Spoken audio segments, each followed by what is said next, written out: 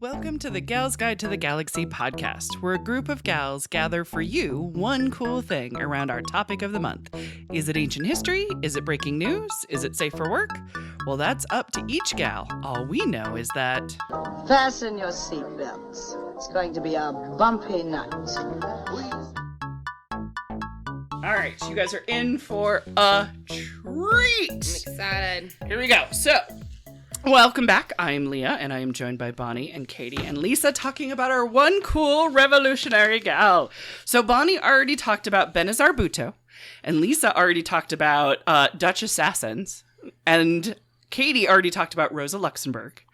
But before we dive back in, I'm going to tell you what's on the Gals Guide calendar. Hooray! Yay! Because this is a new feature. Spill it, sister. All right, here we go.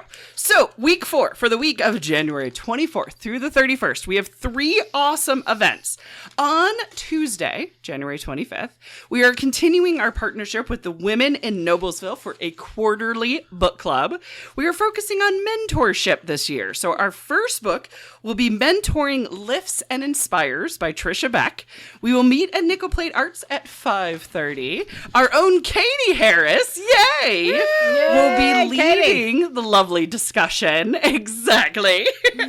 You can register for this discussion at noblesvillechamber.com. It is free to attend, but it is done through the chamber, so register there. On Thursday, January 27th, just a few days later, the Gals Guide Book Club meets to talk about In the Time of Butterflies by Julia Alvarez. This is also led by our wonderful Katie Harris. Yay! If you would like to sign up for either this month's book club or get ready for next month, in other words, if this is too short a notice for you, sign up and register at galsguide.org. It is free to attend, and Katie has some awesome book picks, so we're very excited about this year. For our next event, people might not know that Gals Guide actually has their very own Girl Scout patch. That's right. Exactly. So Scouts can actually earn a really cool patch for doing a really fun women's history activity. Well, we've had a few grown-ass women say, how do I get a patch? Because I want one too. So our very own Lisa Cardona is going to lead a wonderful workshop where you can earn your own patch, right? It's too fun. It's going to be really fun. Freaking fun. Exactly. So this one is $5, but you get the patch and all of the supplies and various activities are included to earn your patch for that particular day. And the glory. And the glory. That's right. And Fortune the Glory glory. Kid. Yes. So it is this Saturday at 1:30. More info is at galsguide.org. And I'm also going to add out a special shout out because next week we're actually off. There are 5 Mondays in the month of January. Boo. We have 4 microphones and 4 guests. So we will be off next week. However, I'm going to tell you that we have First Friday following the next week, and we are going to have a display for Black History Month. So that is going to be the start of Black History Month for us. We are also getting ready for Galentine's Day. What? So check out the galsguide.org website for all calendar updates and to register for our Galentine's brunch. Waffles. With waffles and mimosas. It's gonna be awesome. It's not brunch without mimosas. Exactly. It's gonna be great.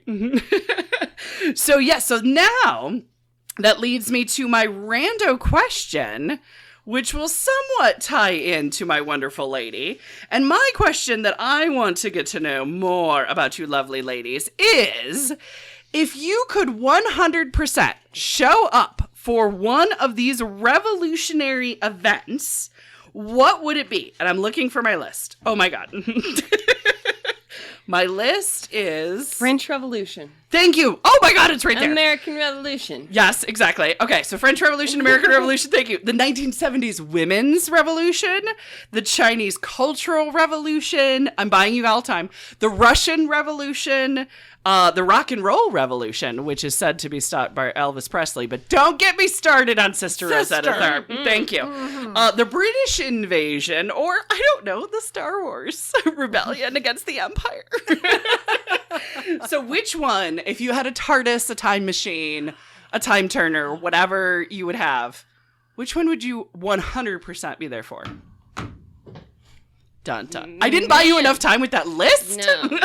I would have been all about the British invasion. I was there for the women's revolution, but There you go. I would have been all over that British invasion. Right, exactly. Because you got the Rolling Stones, you got the Beatles, you got the Who. Exactly. Yes. Exactly. They were so awesome. Yes, exactly. It'd be cool. I mean, the screaming alone. Exactly. I mean, and I was a young kid, and I thought it was way cool. So what the hell? And do you I could know? scream with the rest of them. I was good at screaming. I like that logic. What about Can you, I add ladies? something to this? Oh, absolutely. yeah. 100. Okay. That was just to Katie has one. that was to start the thinking. Yes. You know, I'm like a very shades of gray kind of person. Okay. So if I want to join a revolution, I Yeah. got to be like very black and white about it. Yeah, yeah. So I'm going to join the civil rights movement. Ooh, that's a good Oh, one. good yes, one, there you go. yes. March on Washington. Yes, exactly. Absolutely. Montgomery boycott, bus boycott. Cut. Yeah. There we Got go. it. The Selma That'd be March. awesome. Yes. Oh, yeah, the Selma March. Yep. Very nice. I like it. That would be very, very cool. Bonnie, what would you do? Where would your protest signs be at? Well, I feel like since so much suffrage has been in my brain the Yeah. last few years, like I would have to go with suffrage. Right. But I also very much want to be like Firefly because Wild West True. and space. Yeah, no, this is true. Like Star Wars is too much of things exploding in It is. space. Yes. But Firefly is just kind of like space transportation. I love Like Firefly. space bus. I'm with Right. you, Bonnie. I like how they swear in Chinese. Yes. Yes. I'm with you, Bonnie. That was can a see great that. series. See? All right, there you go. So you would be totally protest on the Serenity. Yeah. See? Awesome. Okay, that leaves to me. I'm 100% in the Star Wars. Of course. Yeah. I mean, it's one of those things where, like, I love every rebellion, but there's something about the idea of, especially General Leah Organa leading. Right. I just finished reading Leah by Claudia Gray, and it's all about her start at 16. Of claiming her princess throne and what she had to go through and realizing politics. And I'm like, oh my God, I hate politics, but I love it when it's Leia. So if she can make me like love politics and want to fight against the Empire, I guess I gotta There you go. 100% show up to make the Death Star blow up. Yep. So yes, exactly. So in that spirit of rebellion, I have for you a revolutionary who is a treasured Colombian lady who spied on the Spanish and was executed for high treason. Wait a second. So all of our ladies were executed? Yeah, but that's I know revolution. a couple of your ladies. A couple of mine made it. Two of them A couple of mine made Two out it. of three. 2 out of 3. Dang. No wonder I'm not a revolutionary. It is very hard Again, to be a again. revolutionary. How can you identify a pilgrim? They're the ones with the arrows in their back. Exactly. Yes. So, So I'm not burying the lead. She totally died of high treason, but she dies in the most spectacular way that makes the whole journey totally worth it. So I'm going to talk about Policarpa Savaretta, who is known as La Pola. So if you remember nothing from that long Colombian beautiful name, La Pola. La Pola is what she is famous by. So born in around 1790 in Colombia, and I say about because the girl was so good at being a spy, no one can find her birth certificate. Oh, that's good. Right? So she's like deep undercover before she's even freaking born. 1790, did they even... They did. And she was born of kind of a middle class family. She had a very big house, which is now a museum. So she did have some money. She would have had a birth certificate. We didn't have them in standard in America till like 1920 or something. Right. They Well, wrote, like, we're in also the family relatively... Bible and that Yes, kind of we're stuff. also a Those could be relatively new passed country. down, right? Yeah, Yeah, Colombia is an true. older country, and at this particular point, run by Spain. So you've got the old Spanish ways and Spanish government sort of thing. So, but the other thing though is we're not 100% on her name. That's why La Pola works very well. Is that kind of a nom de guerre? It is, but it's also off of Policarpa. So Pola and Policarpa, that sort of thing. But in her father's will, she is designated as Apollonia, which if you're a Prince fan, like me, Apollonia. But Apollonia was her name in her father's will. So more than likely that was her birth name. But her fellow revolutionaries also called her Gregordita. So, you know what I mean? She had multiple names. She was a spy. She had multiple names. But when the armed guards came trying to find her, they were looking for Policarpa. They were looking for La Pola. So that is mostly what she is remembered at. So I'm throwing tons of names at you right at the start. But La Pola is the important one. La Pola. So her early life, she lived in a relatively big house in Guadua.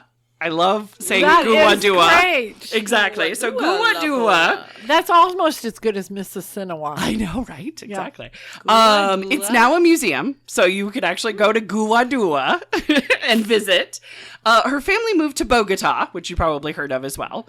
Not too soon after they arrived in Bogota, though, was the 1802 smallpox epidemic. And because we're kind of still-ish in the middle of an epidemic, we kind of like relate a little bit.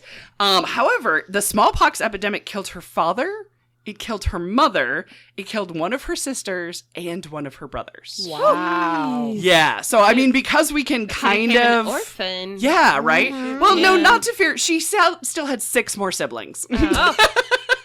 She did not have a mother and father, but she did have 6 more brothers and sisters. Okay. But the rest of them split up, though, because, I mean, it was very much like we got to get the hell out of here. You know, we don't have mom and dad to kind of like tie us together sort of thing.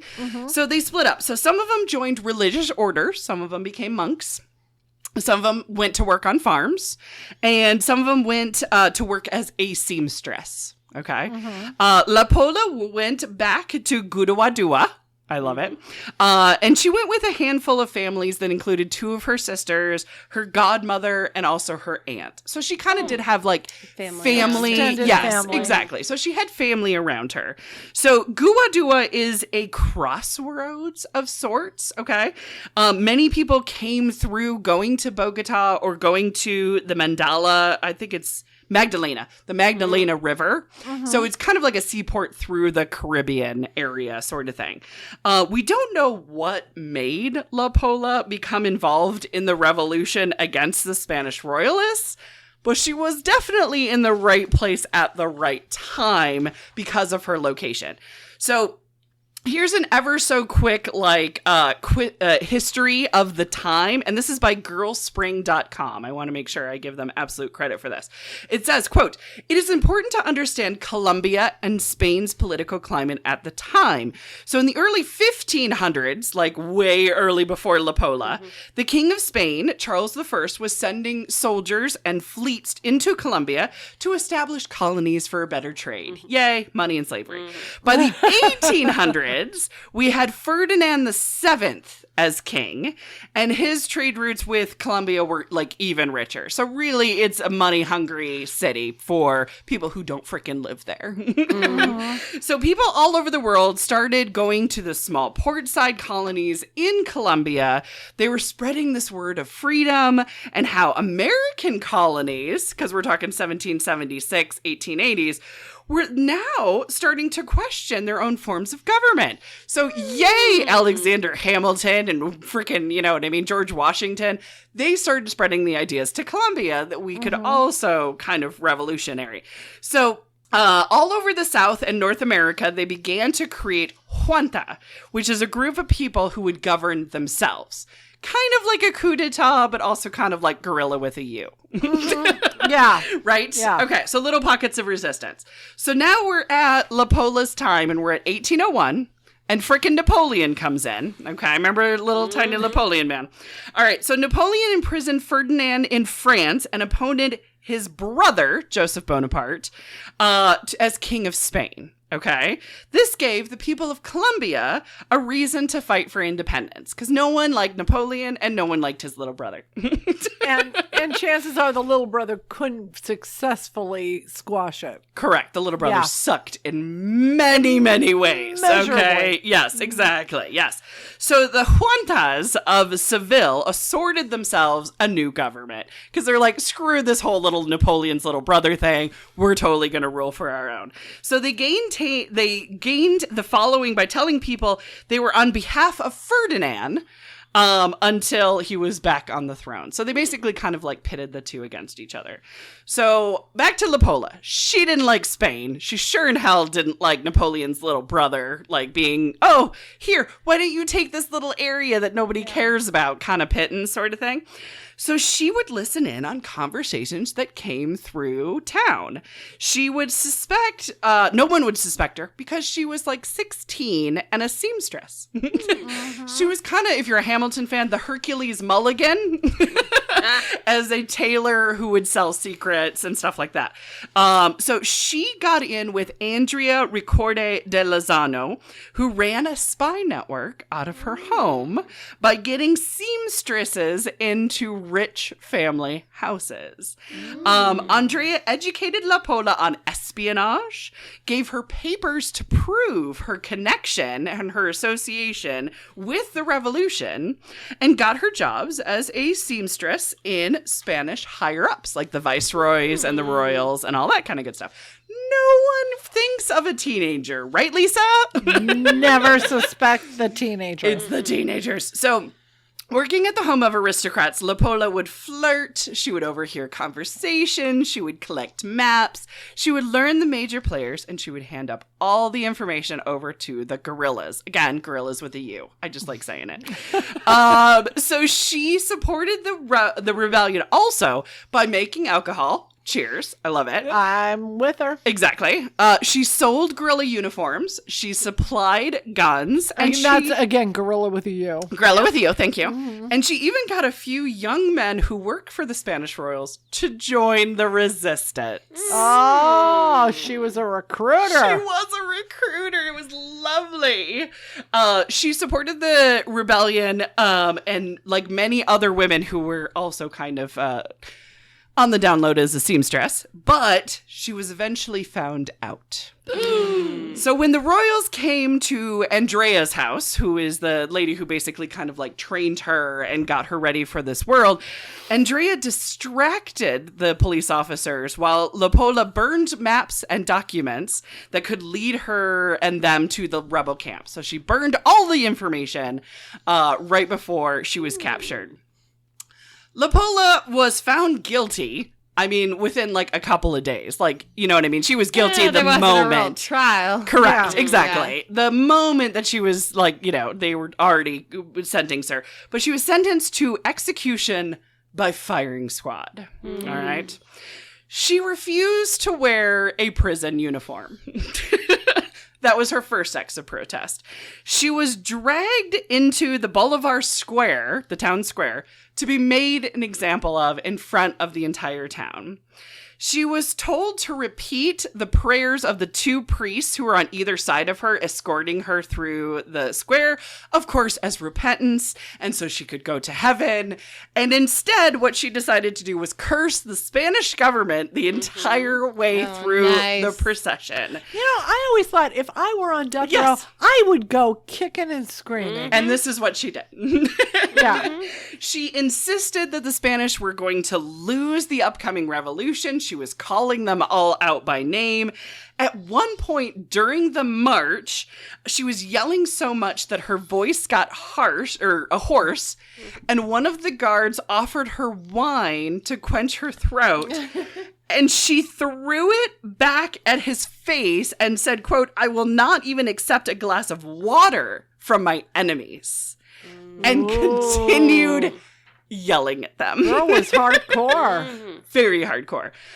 There's another story where the soldiers were playing the death march on drums as she's walking through the square, and they were told to drum louder because she was yelling so much. Right. Drowned her out. Exactly, right. Yeah. So as she arrived at the scaffolding to be executed by firing squad, she was told to turn her back because that was meaning she was a traitor and she turned her back to Spain. And so she had to die like a traitor with shots to her back. She was also told to kneel on her knees as a form of bowing down to Spain. She refused to turn her back. She refused to kneel. She shouted before her death, "Indolent people, how different your fate would be if you would know the price of freedom. But it's not too late. See that although I am young and a woman, I have enough courage to suffer this death and 1,000 more deaths. Do not forget this example." So they forced her to turn around with her back to the firing squad. When the shooting started, she turned around and faced the firing squad eye to eye to eye of every single one of them as she died. She was 21 years old when she was shot down by a firing squad. Cow. Right? They all were convinced they were cursed. Yes, exactly. Right? Yes. So she is now considered the heroine of independence for Colombia. And November 8th is known as the Day of the Colombian Woman, which is her. Oh my God. So November 8th is the Day of the Colombian Woman. It is celebrated in La Pola's honor. She's also on the money. Like, they have not forgotten about That's wonderful. incredible. how rebellious she was to the very end. So she was a seamstress who shared information, but decided, screw y'all, I'm going down with a fight. Yeah. Yeah. Wow. So that is La Pola, the lady of many names. But I freaking love her to death. That is awesome. Exactly. So, yeah. So, revolutionary ladies. Do you have any questions about La Pola? I wonder if her image is the one that's actually on the money. There's a couple of paintings of her because she was middle class. There is actually a painting of her. I think on the money she has a crown. She never had a crown. You know what I mean? Like the money makes her seem a little bit more regal than she was, but that's marketing for you. There is a couple of paintings of her that I believe were done in her lifetime because her family did have some kind of money before they died of smallpox. Yeah. So yeah. She was a very connected family, and also she was very sociable too. Like this is how she got to know all these secrets, as kind of being plugged into around the town. Nobody suspected a teenager. Right. So it was kind of nice. But I'll put the painting in the show notes sort of thing. So, but yeah, I wouldn't mess with her. And she refused to wear the prison uniform. Yep. Did she just wear whatever they arrested her in? They described what she wore. I believe somebody wrote about it, but she wore like a dress and a blouse. And I read one story that they burned her at the stake, and I'm like, no, it's very clear that she died by firing squad, and that's also very true for the time. But somebody was saying the rebelliousness of wearing a big, broad skirt with being burned at the stake was more political and more showy. But I'm like, but she wasn't burned at the stake. She wasn't a witch. She was a revolutionary, and so therefore a gunfire. I was waiting for you to say she just walked out naked. I know, right? Exactly. No. I mean, Call the Lady Godiva. that would be amazing. But no, as far as I know, she was just kind of wearing the clothes that she was arrested in, sort of thing. So, but yeah, when she got arrested, she was like, no, not having this whatsoever. Right? Yeah. Yeah. I don't understand how they make her turn around. What are you gonna do? I know. Shoot me? Right, exactly. Right. Yes. What's the Right. consequence of this? Exactly. So it's kind of like, turn around, step back.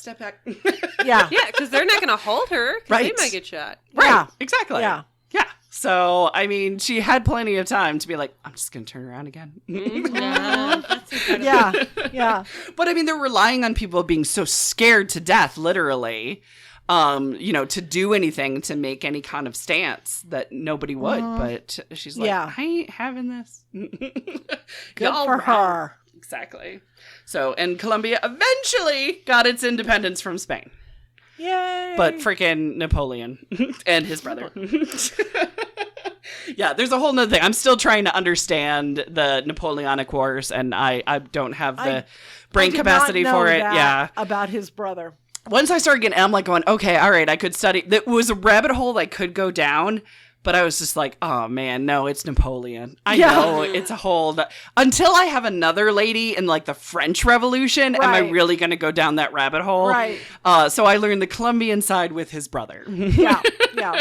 It's Napoleon. He loses. It's over. Exactly. Yeah. Yes. Yeah. Well, I mean, what I did read is that after Pola dies, Napoleon got so mad and embarrassed for his brother that he sent hundreds of thousands of troops to the area to wipe them all out. Mm-hmm. That did not work eventually, but it took some time. So there was retribution. Pola was a form of retribution against Napoleon losing face, basically. But at the end of the day, Spain lost their control over Colombia. So hence why she's on the money. Dead, but on the money. Correct. Dead at 21, but on the money. Yes. I don't think anything I would have done at 21 would have got me on money. Let me just put it that way. So, yes. Definitely not. Not for me. Sweet. All right. You want me to wrap us up for the month? Please do. 2022. I know. Our first of the year. It's absolutely amazing. So that wraps us up for Revolutionary Gals Month. Next month, we are shining a spotlight and celebrating the amazing women of Black history. We hope to see you soon at the Gals Guide Library, and we thank you so much for listening. For show notes, links, and images from this week's show, visit galsguide.org. Want exclusive stuff like deleted bits and major bloopers? Become a Gals Guide patron today. Thanks for listening.